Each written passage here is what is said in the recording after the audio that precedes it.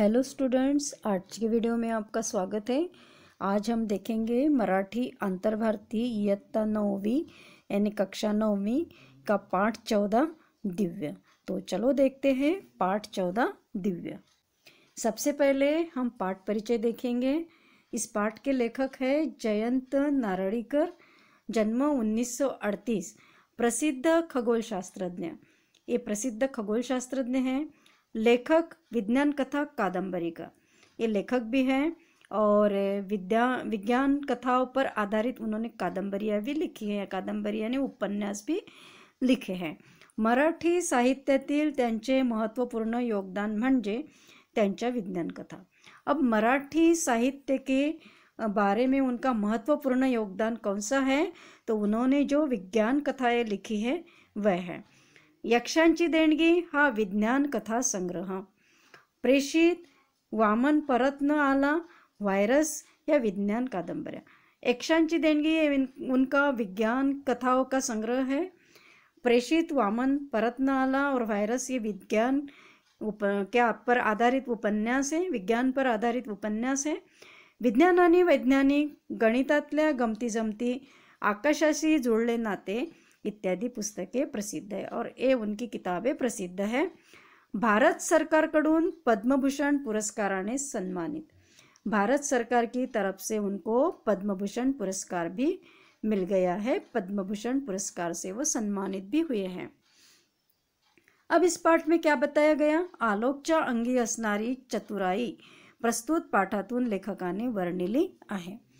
इस पाठ में आलोक नाम का एक विद्यार्थी है, एक लड़का है और वो बहुत बुद्धिमान है।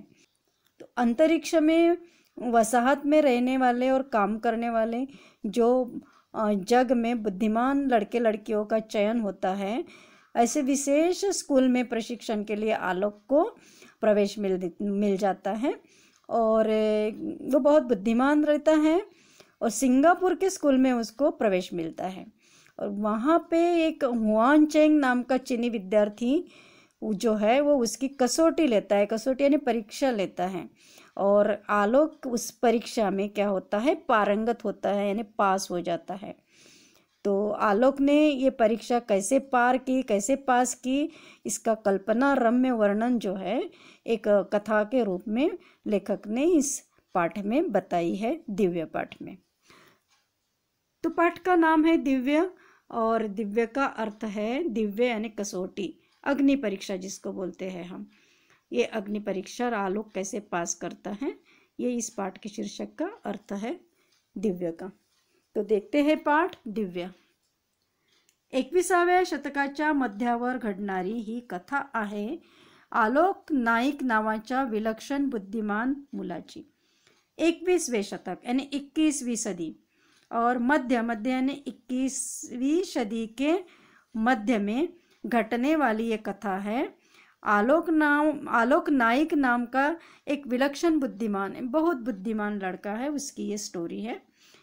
अंतराळातल्या, अंतराळ यानी अंतरिक्ष, आकाश, वसाहतींमध्ये राहून काम करण्यासाठी जगातल्या निवडक बुद्धिमान मुलामुलींना विशेष शाळांमध्ये प्रशिक्षणासाठी पाठवण्यात येईल।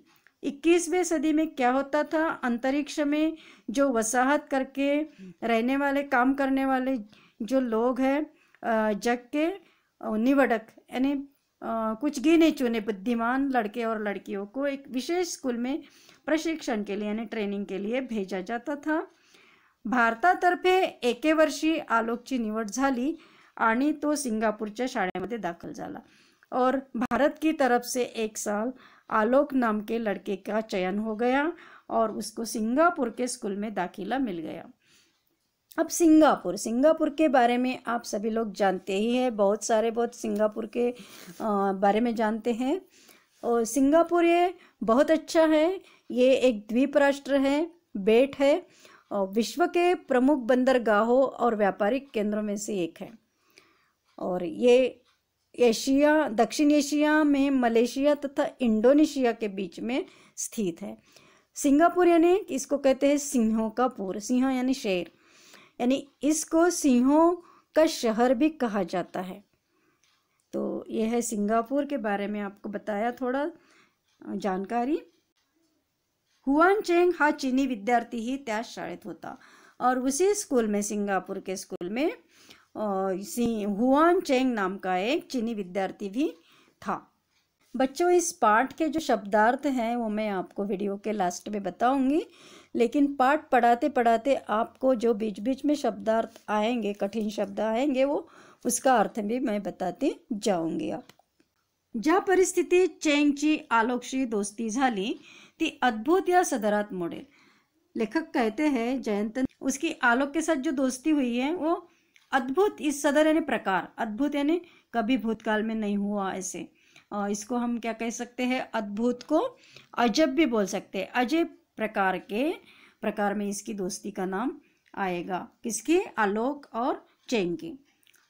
नवीन विद्यार्थ्याला आत आना चेंग ने आज्ञा केली। ये जो चेंग जो है इसने आज्ञा की कि नया जो विद्यार्थी है उसको अंदर ले आओ। तो एका लांब टेबलाच्या मध्यभागी राजासारखा ऐटीत बसला होता। चेंग जो है वो एक लांब टेबल यानी लंबा टेबल, जैसे राजा महाराजाओं के दरबार में रहता है ना, और मध्य भागी यानी बीचों बीच राजा बैठता है, उसी के जैसा ये चेंग राजा के जैसा ऐटीत यानी बड़े थाट में बैठा था। त्याच्या दोन्ही बाजूंना 5-5 मुले मुली बसल्या होत्या और उसके दोनों साइड में 5-5 लड़के और लड़कियां बैठी हुई थी। ही सीनियर विद्यार्थ्यांची कमिटी होती आणि चेंग तिचा अध्यक्ष होता। ये जो 5-5 लड़के लड़कियां और चेंग जो बैठा था, ये सीनियर विद्यार्थियों की क्या थी, एक कमेटी थी। कमेटी यानी एक समिति थी, और उस कमेटी का चेंग कौन था, अध्यक्ष यानी चेयरमैन था। हुशार मुले असली तरी त्यांच्यात हूडपणा नसतो असे नाही। हूडपणा यानी हम इसको बोलेंगे जो शरारती स्वभाव रहता है बच्चों का, शरारत करने का, बदमाशी करने का, उसको बोलते हैं हूडपणा। तो लेखक कहते हैं कि कभी कभी होशियार यानी होशियार बच्चे रहते हैं तो जनरली ऐसे कहा जाता है कि वो शांत रहते हैं, गंभीर रहते हैं, लेकिन ऐसे नहीं है। कभी होशियार बच्चों में भी कैसे बच्चे रहते हैं, शरारती बच्चे रहते हैं, बदमाशी करने का गुण उनके पास रहता है।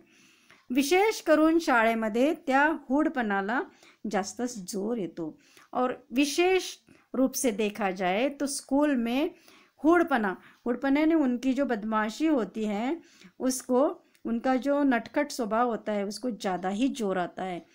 सिंगापूरच्या शाळेत हा हूडपणा मोठ्या स्वरूपात प्रकट व्हायचा, और सिंगापुर का ये जो स्कूल था जहाँ चेंग का भी चयन हुआ था और आलोक का भी चयन हुआ था, इस स्कूल में ये जो हूडपणा है बड़ी मात्रा में मोठ्या स्वरूपात प्रकट व्हायचा यानी दिखने लगा था, बहुत ज़्यादा चलता था ये बदमाशी वाला प्रकार वहाँ पे, उसको हम रैगिंग भी कहते हैं। नवीन विद्यार्थ्याची खोड काढण्याची तिथे प्रथाच होती। कोई भी नया विद्यार्थी आया तो उसकी खोड काढणे यानी उसको सताना, तो उसको सताने की वहाँ प्रथा ही थी, उसकी रैगिंग लेने की प्रथा यानी वहाँ रिवाज था।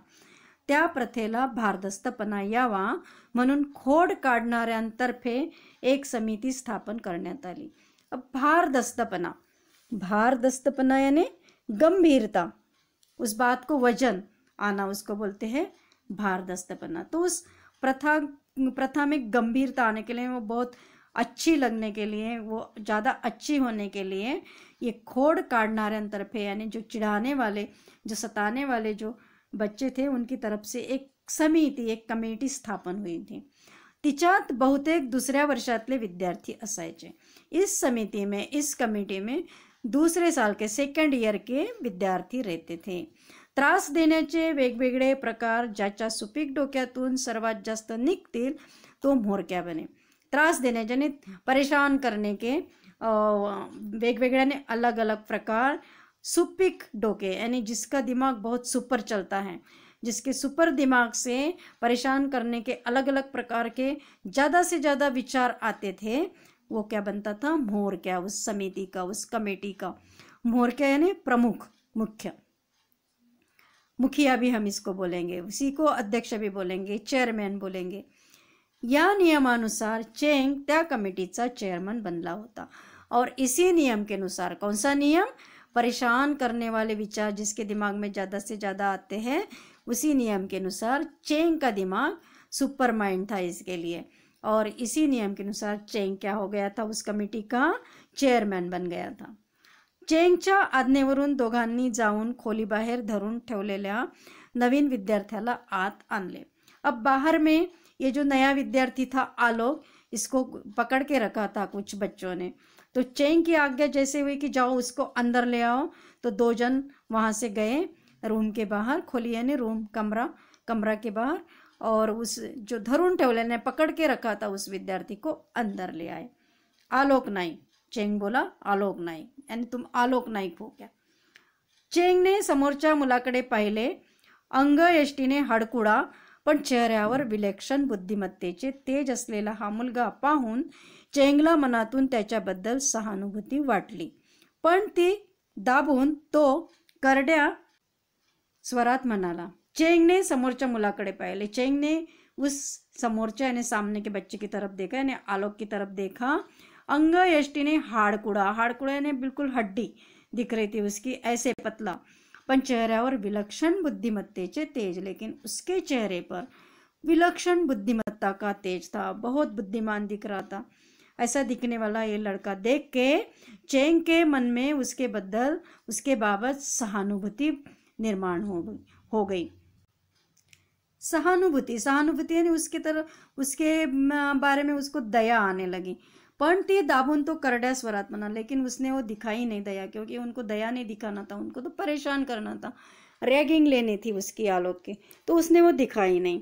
तो उसको दबा के करड्या स्वरात यानी बड़े आवाज में उसने बोला, वो मी हाक मारली की उत्तर द्यायचं, असा इथला रिवाज आहे।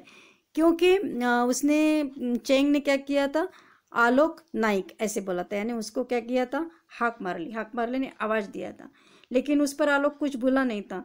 तो बोलने लगा बड़े स्वर में कि मैंने जब आवाज लगाया तो उसका उत्तर देना चाहिए, ऐसा यहाँ का रिवाज है, यहाँ की ऐसी प्रथा है। तो उस पर आलोक क्या बोलता है, देखो, आपला परिचय एकतर्फीच झाला तो पूर्ण व्हायची मी वाट पाहत होतो, आलोक शांतपणे म्हणाला। आलोक बिल्कुल भी नहीं चिढ़ा, वो शांतपणे यानी शांति से बोला कि आपका परिचय एक तरफा हो गया, आपने मेरे को पहचान लिया, आलोक नाम लेके मेरे को आपने बोला, लेकिन आपने अपना परिचय नहीं दिया, तो मैं उसको पूरा होने का वाट पात होते नहीं इंतज़ार कर रहा था कि एक तरफा परिचय हो गया, आपने अपना परिचय नहीं दिया, तो मुझे लगा कि आप परिचय दोगे। तो आलोक शांतपणे म्हणाला, आमची नावं तुला करण्याची काही जरूरी नहीं, चेंग गरजला यानी गर्जना की उसने, बहुत जोर से बोला कि हमारे नाम तुम्हें समझना ही चाहिए, इसकी कोई ज़रूरत नहीं है। ठीक आहे, तुम्हाला जर नावं सांगायची लाज वाटत असली तर सांगू नका। उस पर आलोक क्या बोला कि ठीक है, आपको अगर अपने नाम बताने में लज्जा आती है, शर्म आती है तो मत बताइए। आलोकच्या चेहऱ्यावर उपरोध दिसत होता, उपरोध यानी उनके प्रति वो जो प्रश्न पूछ रहे थे, डर नहीं दिख रहा था, उनको उसमें सवाल जवाब कर रहा था। तो चेंग वरमला, और उसके चेहरे पर दिखने वाला उपरोध जो दिख रहा था उसको देख के चेंग वरमला यानी शर्मा गया, थोड़ा सा मतलब ढीला पड़ गया, उसका जो आत्मविश्वास था वो कम हो गया। नेहमी त्याच्या पुढे आणलेले नवीन विद्यार्थी आधीच गळून गेलेले असायचे।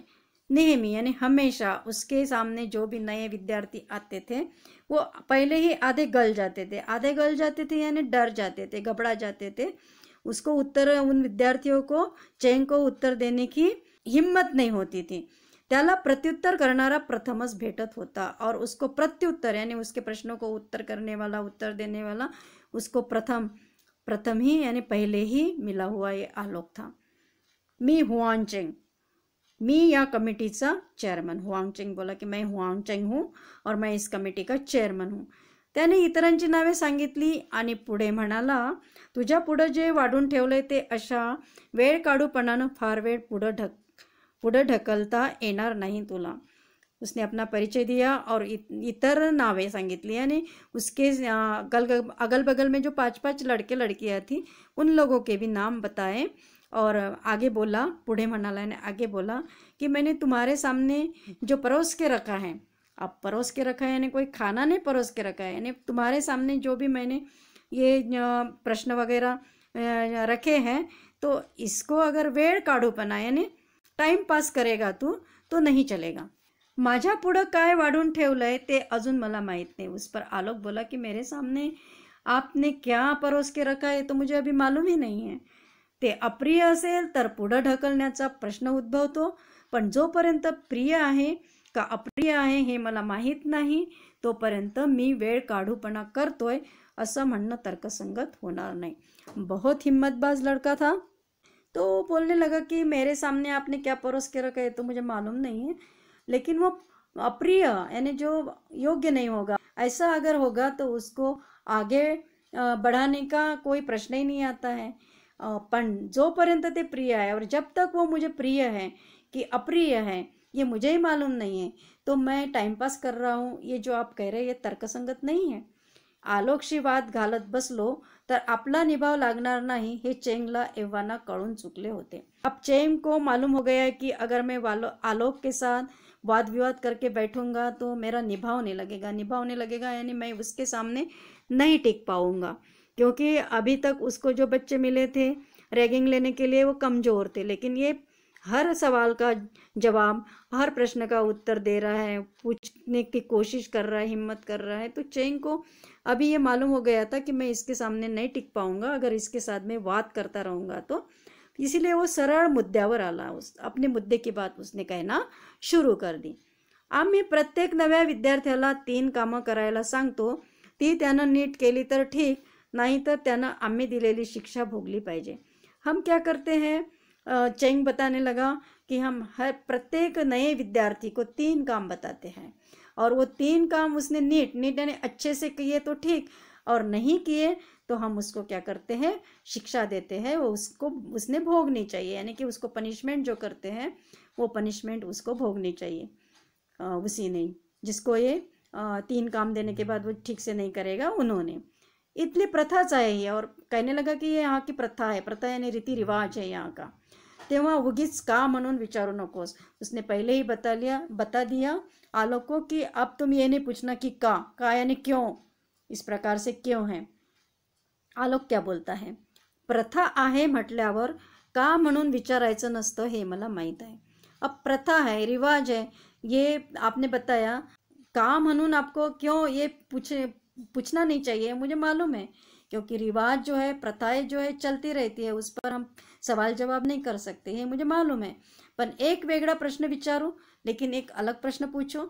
विचार की पूछो, तुम्ही ज्या गोष्टी मला करायला सांगणार आहात त्या शक्य कोटीतल्या असतील अशी मी अपेक्षा करतो. आलोक बोलने लगा कि आप मुझे जो बातें करने के लिए लगाएंगे वो शक्य कोटीतल्या यानी पॉसिबल होंगी, मैं कर सकूँगा, इस प्रकार की रहेंगी ऐसी मैं अपेक्षा करता हूँ.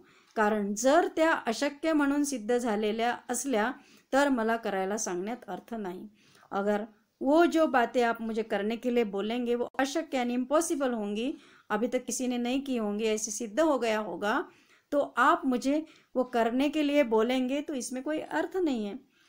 तुम्ही मला केवळ बळजबरीनं शिक्षा करायला आणलंय असंच त्यातून दिसून येईल.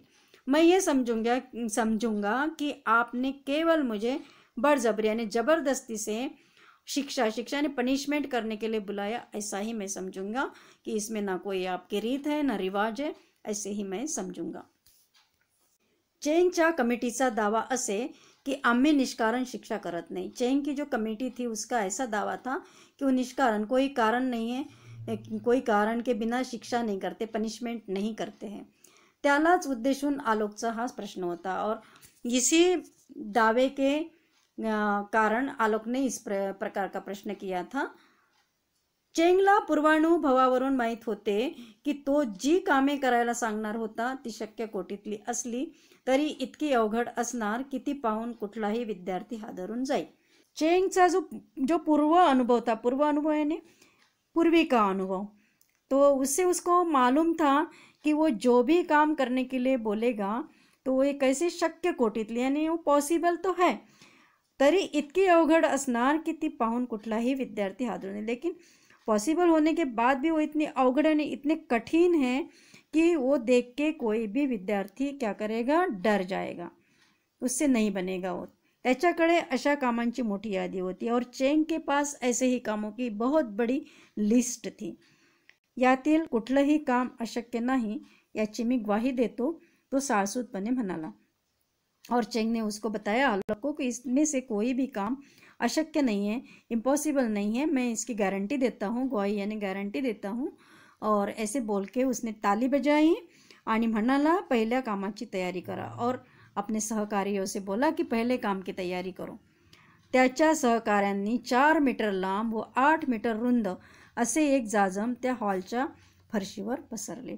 जिस हॉल में चेंग बैठा था, बड़ा लंबा सा टेबल और उसके बीचों बीच जो बैठा था, उसी हॉल में उसके सहकारियों ने क्या किया, 4 मीटर लंबा और 8 मीटर रुंद यानी चौड़ा इस प्रकार का एक जाजम यानी गालीचा उस हॉल के फर्श पर फैलाया, पसरले यानी फैलाया। मग चेंग म्हणाला, मी जे काम सांगणार आहे ते तुला करायला हवे। फिर चेंग बोला कि मैं जो भी काम आपको बताऊंगा वो तुम्हें करना पड़ेगा। आलोक ने पाहिले की बहुतेक समितीचे सभासद अंगापिंडाने वजनदार होते। आलोक ने देखा कि समिति के जो भी सभासद है, मेंबर्स है, अंगापिंडाने वजनदार यानी बहुत हेल्दी है ना, अच्छे तगड़े हैं। तो म्हणाला काम सांगा। फिर भी आलोक बोला की ठीक आहे, काम बताओ। कुठलंही साधन न वापरता आणि त्या जाजमाच्या लाल पृष्ठभागाला स्पर्श न करता ते सफरचंद मला आणून दे।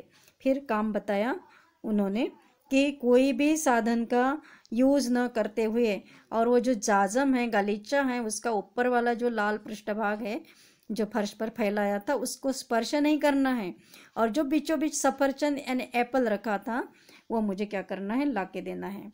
आलोक ने पाहिले की ते जाजम वरून लाल होते, पण त्याला आठवले की ते आणून पसरण्यापूर्वी त्याच्या उलट्या पृष्ठभागावर ते काळे होते। आलोक ने पहले ही निरीक्षण कर लिया था गालीचे का। वो गालीचा कैसा था, ऊपर से उसका पृष्ठभाग लाल था, लेकिन नीचे से उल्टे पृष्ठभाग पर वो काले रंग का था। त्याने काळजीपूर्वक जाजमाच्या खाली बोटे सारली आणि त्याचे भेंडोळे करत मध्यभागापर्यंत आला आणि ते सफरचंद उचलून चेंगला दिले। उसने बिल्कुल काळजीपूर्वक केयरफुली उस गालीचे के नीचे के जो काला पृष्ठभाग था वहाँ उंगलियां अपनी डाली और ऊपर के पृष्ठभाग को, लाल पृष्ठभाग को स्पर्श न करते हुए त्याने नीचे से अंदर से ही उसका क्या किया, भेंडोड़े यानी गोल गोल रोल रोल करना। उसने उसका रोल रोल किया, जैसे चार्ट पेपर होता है उसका अपन रोल रोल करते हैं, ऊपर से लिखा हुआ होता है चार्ट, लेकिन अपन ऊपर से नहीं हाथ लगाते, नीचे से उसको क्या करते, रोल करते। उस प्रकार का रोल रोल करते हुए मध्य भाग यानी बीचों बीच आया और जहाँ वो सफरचंद रखा था वो सफरचंद यानी वो एप्पल उठा के चेंग को दिया। चेंग ने इतर सभासदांकडे पाहिले, त्यांनी मानेने अनुमोदन दिले। फिर चेंग ने अपने दूसरे सभासदों की तरफ देखा कि सही है कि नहीं है, तो मान यानी गर्दन से ही अनुमोदन उन्होंने दिया कि सही है। चेंग म्हणाला, आता दुसऱ्या कामाची साधनं आणा। परीक्षा पास हो गया पहली आलोक, अब चेंग बोला कि दूसरे काम के साधन लाओ। एका सहकार्याने एक कोट आणि जॉकेट आणले। आलोकच्या अंगावर जॉकेट आणि त्यावर कोट चढ़वला। एक सहकारी ने एक कोट लाया और एक जॉकेट लाया और आलोक को पहना दिया। पहले जॉकेट पहनाया और उसके ऊपर कोट पहनाया। त्याच्या हाडकुड्या शरीर यष्टीवर दोन्ही वस्त्रे फार ढगळ ढगळ दिसत होती। हाडकुड़ी यानी हड्डी हड्डी बस दिख रही थी, इतना पतला था जैसे लग रहा था कि कोई बांबू हो, बांस हो, खंबा हो और उस पर क्या जॉकेट और कोट चढ़ाया हो, तो इस प्रकार से दिख रहा था। तो ये दोनों वस्त्र जॉकेट और कोट कैसे दिख रहे थे, ढगळ ढगळ यानी सैल सैल, ढीले ढीले दिख रहे थे। चेंग म्हणाला, हे दुसरं काम असं आहे, अंगावरचा कोट न उतरवता जॉकेट काढून दाखव। और चेंग बोलने लगा कि ये दूसरा काम ऐसा है कि ये कोट नहीं उतारना है और अंदर का जॉकेट जो है वो मुझे निकाल के दिखाओ, कोट ऐसे ही रहना चाहिए।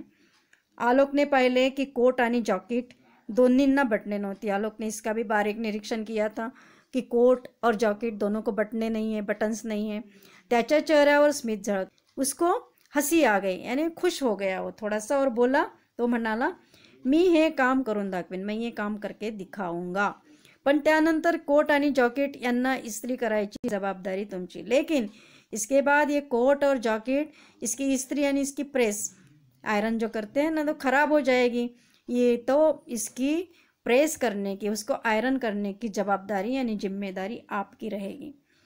त्याने कोटाच्या दोन्हीकडच्या बाजू जॉकेटाच्या हातांच्या भोकात खुपसल्या। भोक यानी छेदा। उसने कोट के जो दोनों बाजुएं थे वो जॉकेट के हाथ के जो जॉकेट के जो हात होते हैं उसके छेदे में खुपसलेने डाल दिए. त्यानंतर त्याने काय केले ते पाहणाऱ्यांनाही नीट सांगता येणार नाही. उसके बाद उसने क्या क्या किया वो वहाँ से देखने वाले तो उनको भी नीट यानी ठीक से नहीं बताते बनता था, लेकिन उसने जॉकेट निकाल के दिखाया था. कैसे? कोट पहना हुआ लेकिन अंदर का जॉकेट निकाला. पण मिनिटभरातच जॉकेट त्याच्या हातात होते आणि कोट अंगावर. 1 मिनट में ही उसने 1 मिनट का टाइम नहीं लगने दिया. जॉकेट उसके हाथ में था और कोट वो पहना हुआ था. दोन्हीचा चांगलाच चुरगळा झाला होता यानी बहुत सारी चुन्नट उसको पड़ गई थी. उसकी प्रेस खराब हो गई थी कोट और जॉकेट की. चेंगचे सहकारी अस्वस्थ झाले होते. अब चेंग के जो सहकारी है वो अस्वस्थ हो गए, बेचैन हो गए कि इसने तो 2 परीक्षाएं पास कर दी. अभी तक बच्चे ऐसी परीक्षाएं पास नहीं करते थे. चेंग आता तिसऱ्या कामाकडे वळला. अब चेंग तीसरे काम की तरफ झुक गया. तीसरा काम बताने लगा. हे तीसरं काम आता करायचे आहे. वो बोलने लगा आलोक को की तीसरा काम तुम्हें अब करना है. त्याने एक पोस्टकार्ड आलोककडे दिले आणि म्हणाला त्या टेबलावर कात्री आहे, तिनं या पोस्टकार्डाला असं भोग पाड की त्यातून तुला उभ्या उभ्या जाता येईल. उसने एक पोस्ट कार्ड लिया. अब पोस्ट कार्ड आज के ज़माने में आप लोगों ने देखा कि नहीं देखा मुझे नहीं मालूम, लेकिन पहले पोस्ट कार्ड रहता था. और ये पोस्ट कार्ड आपको देखना है तो आप नेट से सर्च करके देख सकते हैं. जिसने नहीं देखा है तो वो पोस्ट कार्ड आलोक को दिया उसने, चेंग ने, और बोला कि उस टेबल पे कातरी यानी सीज़र है, कैंची, उस सीज़र ले लो और उससे क्या करना है, उस पोस्ट कार्ड को इस प्रकार का भोग यानी छेदा करना है कि उसमें से तुम खड़े खड़े निकल जाओगे. बड़ा कठीण काम था. हे काम आजवर कुठल्याच विद्यार्थ्याने केले नव्हते और आज तक किसी भी विद्यार्थी ने एक काम नहीं किया था. एवढ्याशा पोस्टकार्डमधून 5 फुटी मुलगा कसा जाऊ शकेल? एवढा सा नहीं, इतना छोटा सा पोस्ट कार्ड है, उसमें 5 फुट का ये लड़का कैसे जा सकेगा? पर आलोक किंचितही डगमगला नहीं. आप जान सकते पोस्ट कार्ड में बताओ उसकी साइज़ कितनी होंगी. आपका मोबाइल जो रहता है ना वो मोबाइल से थोड़ा सा चौड़ाई में थोड़ा सा ज़्यादा रहता है. इस प्रकार का रहता है पोस्ट कार्ड का साइज़. और इतने पोस्ट कार्ड के छोटे साइज़ में छेदा करके आलोक कैसे निकला होगा? बड़ा कठिन काम है ना. लेकिन वो क्या करता है देखो. पण आलोक किंचितही डगमगला नाही. किंचित यानी बिलकुल ही डगमगला नाही, डरा नाही, घबराया नाही. त्याने ती बारीक कात्री घेऊन ते पोस्ट कार्ड अशा खुबीने कातरले की त्याचे एका तंतूसारख्या नाजूक पण आकाराने मोठ्या बांगडीत रूपांतर झाले.